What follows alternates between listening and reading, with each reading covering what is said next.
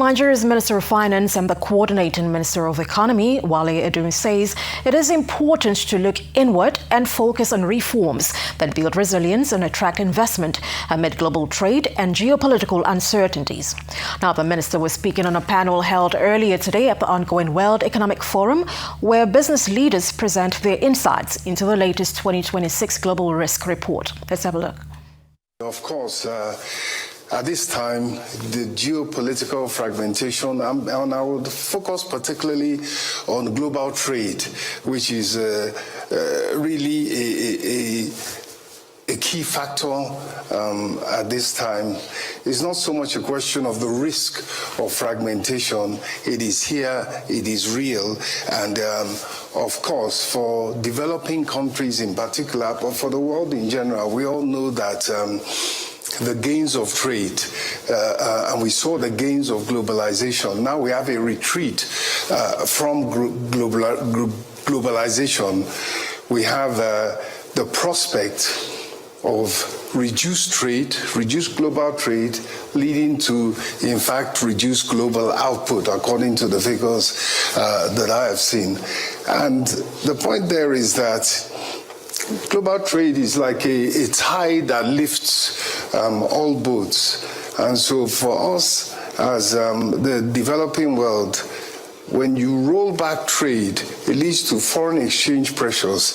It leads to domestic pressures, societal pressures, and it leaves us much worse off than we would be if we had a system of a rules-based trading system that was predictable, that was reliable. So I think that for us, in the developing world, which, if you forgive me for emphasizing, is that given this particular huge risk which is coming to bear and which is manifesting more and more, and as you say, the geopolitics of it is that we have a move to fragmentation, to bilateral agreements, and to uncertainty in terms of what will happen next in terms of the relationships. And of course, as emerging markets, we are also affected in that we do suffer some of these import taxes and some of these tariffs. And of course, it is at a time when the developing world is looking to reform and make itself strong and resilient and able to attract investment. So it's a huge risk, and we are looking at looking inwards as a way of mitigating it. I'm glad that you reminded us that even though often the news coverage of trade conflicts is this country going to win or is that country going to win? In the end, everybody loses when there's less opportunity to trade and to exchange.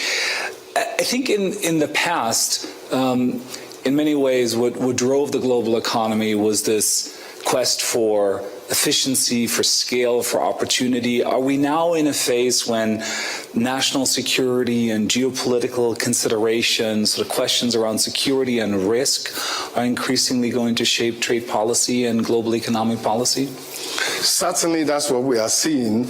And it really is a question now of what transaction can you bring to the table? What can you be important for? So a country like my own country, Nigeria, we look to the fact that despite our push for industrialization, for value added, what is of geopolitical importance is our raw materials, our critical minerals, and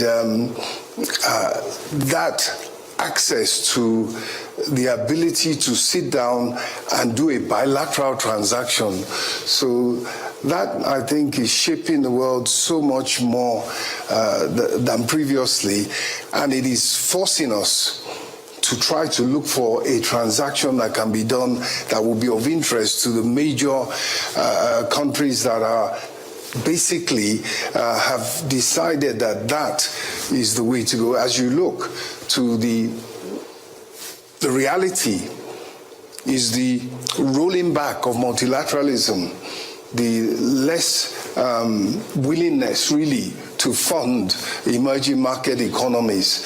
And that has led us, as I said, not just to rely on our own resources, but also to be part of the geopolitical conversation, is what I would say. Brandon, if I can turn to you, you and your team work with companies, supporting them in managing many of these challenges. How are companies dealing with this landscape that the minister described, how the global trading system is fragmenting and increasingly politicized? So thank you for the question, and it was, and just to piggyback off of what His Excellency said, we build the most advanced artificial intelligence, and we apply it to restoring, designing, and securing supply chains. And so for our customers, the single biggest issue, and all of the issues that were in the global risk report line up with what we're seeing in real time. But the way that we're seeing our customers, which are the 150 of the Fortune 500, and then the world's largest defense and global trade agencies and organizations. I mean, we're the largest supply chain risk company by a large margin. The way that we're seeing them deal with it is to recognize that supply chains are not these ever-growing scaling pyramids. They don't scale out where you have one top-tier supplier and that goes into millions. The way that it actually works is instead of a big pyramid, they're diamonds. And at the end of those diamonds, there are critical capabilities that are really extremely scarce. And in many cases, scarcity comes also with a backdrop of global logistics. So, in the United States, there are only two companies that are AS9100 certified for magnesium castings. In the world, for high purity quartz that's capable of actually growing silicon ingots, 90% of our capacity comes out of Spruce Pine, North Carolina. We've talked a lot about critical minerals requirements. The amount of capacity that the United States needs for antimony over the next 2 years for all of our use cases could fit in the back of a dump truck. And so what we see our customers doing is starting to take supply chain planning out of this sort of last mile logistics analytics, which gets you 5 days, 5 weeks out, and they're starting to plan 5 years out. They're starting to skip that fat middle of manufacturers, distributors, and sort of that diverse supply chain in the middle, and look for both local and domestic sources of critical minerals, of capacities, of materials, alternative processes that can take over some of the things that have been traditionally very hard to do, like forgings and castings, and moving those over to new digital technologies like Divergent and Hadrian, which are now printing and retooling manufacturing on the fly. And then the second thing is, and this is actually really interesting because you bring it back to national security, about 35% of our business is defense technology, so DOW, MOD, right? And what we're seeing them do is actually look more to indigenous capabilities. So in Africa, in Southeast Asia, looking for real partnerships where we can start to scale out materials and then bring in some of these innovative printing technologies or organic industrial-based capabilities to actually utilize resources at the site. And that's where I think we can start to see a greater degree of global collaboration, is in trying to build locally with the resources that are local for local needs, right? The second thing is, I've been working with the White House, for over the summers at the White House twice a week, and I've been working with the White House on tariff evasion and tariff policy. And one of the things that we realized is that the volume of transshipment that is occurring, illegal transshipment, illicit transshipment, where things are miscategorized as coming from another country, they're obfuscated, they're dangerous and illicit goods coming in, The volume of it is at a scale that we didn't previously think possible. We did a report with Goldman Sachs, which I'm hoping gets published, where we estimated, about 70 billion of transshipment from China alone this year. And so one of the things that I think we also need to do in order to get to global collaboration is global transparency. And, David Sachs and many others have been pushing the ability to sell chips globally as an example. Well, as long as there's transparency to the end use, as long as you have visibility to that, we should be utilizing our relative strengths on a global basis to create an open and free trade market. But right now, there's a lot of hurdles and challenges to that. Right, and it is something that we should come back to, again, the interaction, right, that this globalization potentially going into reverse the price, many people, not just in emerging markets, but there are opportunities, and at the same time, we're getting hit by this wave of automation.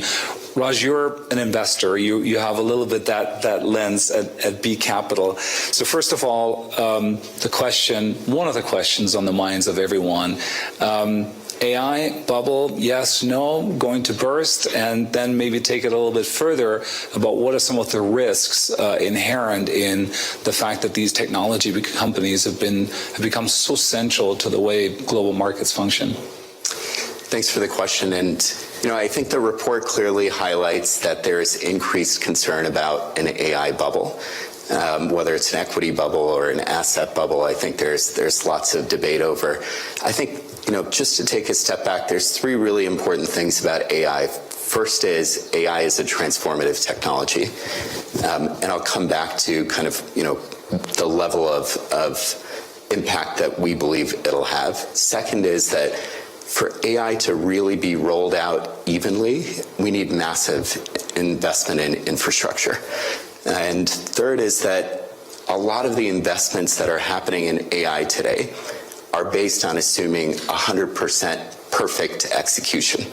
And we know from having done this for a while that most companies aren't going to have 100% execution. But the nice thing about venture capitalists is our memories are like a goldfish. So while most people in the world always think about the fact that, this has been done before and it can't be, it didn't work. I think one of the things about being a venture capitalist is you have to be optimistic and believe that things can be different. And so just to go back to the first one, AI it's a foundational technology, and it's building on all of the other foundational technologies. So it builds on the internet, it builds on cloud, it builds on mobile.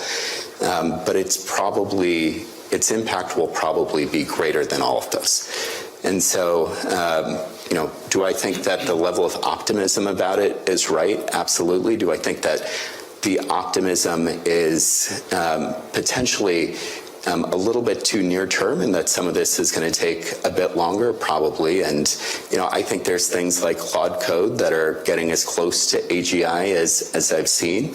I'm not sure I want any of my kids to become a programmer anymore. And to Brandon's point, I think we're all going to need less programmers, and programmers who cost $400,000 or $500,000. I think in the next couple of years, you'll see that AI can do some of those tasks at about $25 for a year. Second is infrastructure. We just need massive investment in infrastructure to really make AI work. You're seeing that investment happen. The investment is uneven, and there's some concerns that the investment that's required will outstrip the capital that's there, and that there's a lot of policy uncertainty also, which makes long-term investment more difficult.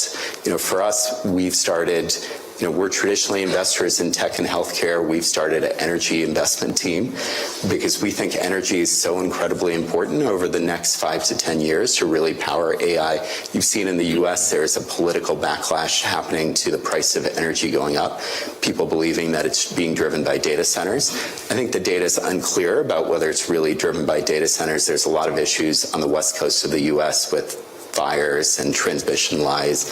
East Coast has its own issues. But AI, if left unmanaged, AI will consume more energy by 2030 than the human population in the US will. And then obviously, we don't have the grid and the infrastructure to be able to do that. Third, our investment in AI we're fundamental investors. We're looking at the foundation of the unit economics, the timeline it's going to take for these companies to be successful. But there is a lot of optimism. I think, if you look at venture capital is full of underwriting companies to, I think venture capitalists probably underwrite 50 to 75% of their companies to be unicorns, and we all know that unicorns are much less prevalent. So there's a lot of optimism. I think that optimism needs to be tempered, but AI is fundamentally transformative. So I think, are we in a bubble or not is less important than really understanding the fundamentals of how AI will progress over the next 5 to 10 years. That's great, thank you. And you mentioned energy, and of course, this demand for energy that is increasing, everywhere, not just because of AI, as you just reminded us. And of course, planetary boundaries are real. We see that also in the risk report, and that environmental issues and concerns are number 1, 2, and 3, 10 years out. They always seem to be 1, 2, and 3, 10 years out. And we may have to ask ourselves, what sort of happens? Why is it always 10 years out? But as you're thinking about investing in the energy space, how much of that is done with an eye to its environmental sustainability? In much of the world, renewables are cost competitive. In parts of the world, the policy environment around that has shifted. What's sort of your investment thesis around energy and sustainability in the context of this identification of long-term environmental risks? That's a great question. Fundamentally, what was striking about the report, and I think Brendan made this point also, is that in the 10-year time horizon, most of the risks are climate-related, environmental-related, but in the shorter time horizon, it's really dropped. So one interesting thing is, are people basically saying in the long term, it's still a very serious issue, but in the short term, let's just focus on AI and making a lot of money, because who cares about the long term? I'm not sure if that's exactly what the report's saying. Our view on this is that our investing in energy is driven by two things: cheaper and faster. We need cheaper, faster technology. Now, does that mean that we're investing in coal? We're not, because we think that while it's an interesting technology and it can be cheap, it's just not long-term sustainable. We are, though, investing in things like geothermal, because we think that geothermal, the time is now. There's a lot of government support in the U.S. for geothermal. We just led a round in the largest geothermal company, potentially in the world, Fervo Energy, that we're really excited about. So we think that there has to be a balance, that it has to be cheaper and faster, and at the same time, you have to look at the environmental impact of it. But we're avoiding things like nuclear, where we think the time horizon is too long, the cost doesn't make sense yet. We hope that at some point nuclear transitions from fission to fusion, and then we do think it will be investable. But for now, we're taking a step back from areas like nuclear. I was in a conversation yesterday with the leader of India's largest renewables company, who said essentially at this point, the economics have become so favorable. Sure, we'd like a more favorable policy environment, but essentially renewables, including geothermal, sort of over the hump, and the business case is so strong. Is that how you think about it as well? I think we're at the tipping point where renewables, from wind to solar to geothermal, are starting to actually be very price competitive. And that was the concern we had a decade ago when we had the first green tech revolution. The issue was that it was based on people paying a higher price to lower the climate impact, and what we know is that that doesn't work. Yeah. And so this time around, it's paying a lower price and having a positive impact on the climate. We think that's way more sustainable. Florence, I want to bring you into the conversation. So in the survey that underpins the Global Risk Report, the second most mentioned issue initially that people are concerned about is armed interstate conflict. And that is also new. The sort of prevalence of that interstate conflict is not new, but I think the focus of global experts on it is new. You study patterns of interstate conflict at the NATO Defense College. What do you see in terms of the evolution of interstate conflict and how it could impact people's livelihoods, economic performance globally in the next several years?